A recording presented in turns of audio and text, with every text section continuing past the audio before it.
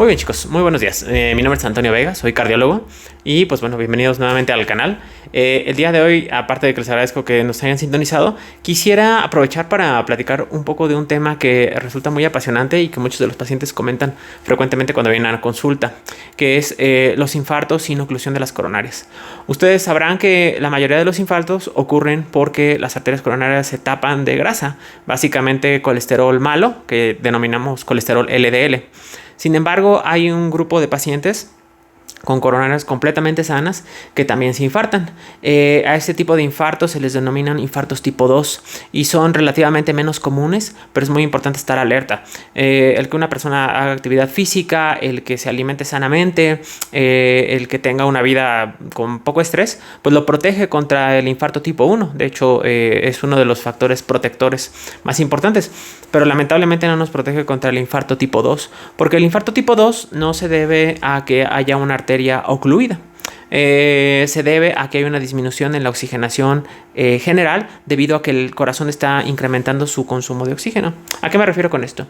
Imaginemos un corredor, una persona que es atleta y que hace actividad física de manera rutinaria, pero que decide entrar a un maratón muy extenuante y que llega a frecuencias cardíacas superiores a las que su corazón es capaz de tolerar.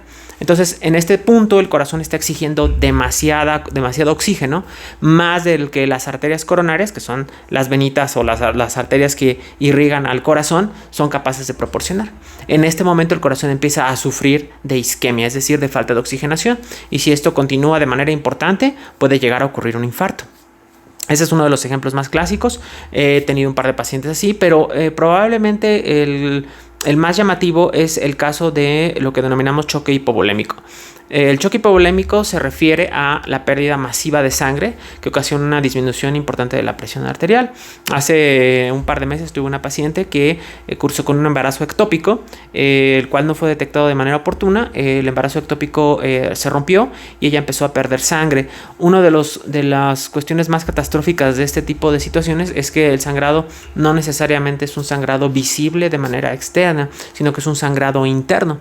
Se va acumulando sangre en el interior del abdomen, cerca de donde haya ocurrido la ruptura del embarazo ectópico, y empieza a haber signos externos únicamente ya cuando es algo muy tardío: palidez, frialdad de las extremidades, incremento de la frecuencia cardíaca y por supuesto disminución de la presión arterial. Estamos hablando de una persona muy joven, en sus 20s, y después de un rato pues empezaba con falta de aire y dolor en el pecho. Acude inmediatamente al servicio de urgencias y no tenía realmente muchos datos de abdomen agudo, es decir, de datos que indicaran que había un problema a nivel abdominal. Eventualmente hacen una tomografía y documentan pues que la cavidad abdominal está llena de sangre. Sin embargo, ya era un poco tarde, porque al momento que llega al hospital ya el corazón había presentado esta falta de oxigenación. En este caso no era que el corazón estuviera exigiendo más oxígeno como comentábamos en el caso del atleta, sino más bien que no hay suficiente sangre que es necesaria para transportar el oxígeno. Entonces, en este caso, a pesar de que estamos hablando de una mujer joven, en su peso, con niveles de colesterol normal, tiene una zona de infarto debido a que el corazón sufrió un problema de isquemia secundario a un choque hipovolémico.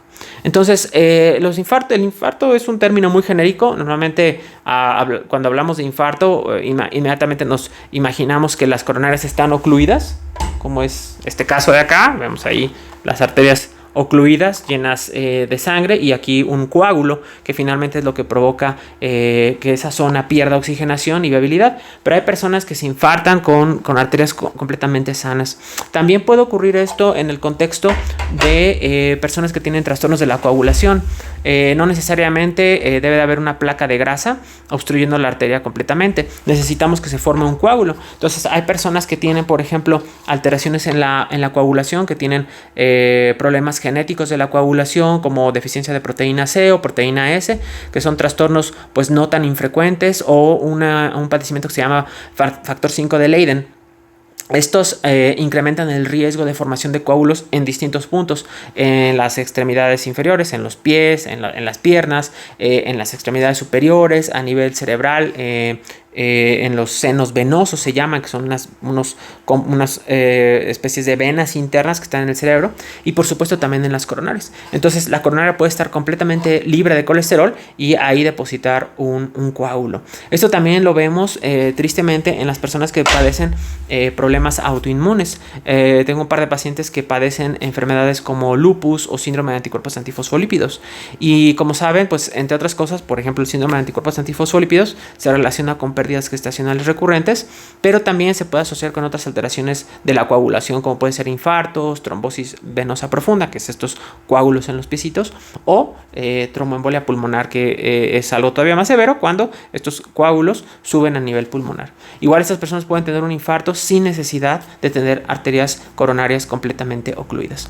Otra de las cosas importantes que siempre me gusta comentar a mis pacientes es que incluso cuando hay un poquito de grasa en las coronarias, no es necesario que ésta esté completamente ocluida para provocar un infarto. A veces, cuando la placa de grasa, vuelvo al mismo ejemplo que tenemos acá, cuando la placa de grasa es parcial, estamos hablando incluso de un 20 o 30% de oclusión, sin ni siquiera llegar a una oclusión completa, esto puede ser suficiente para que se forme un coágulo y tape la arteria. Esto ocurre en un 30% de las personas que tienen un infarto tipo 1, que es el infarto clásico. Es decir, cuando llegan al hospital y les hacen un cateterismo cardíaco, se dan cuenta de que realmente no tienen una arteria súper tapada, sino fue una pequeña plaquita de grasa que se inestabilizó, ese es el término que utilizamos, se fractura y favorece que se depositen coágulos a este nivel.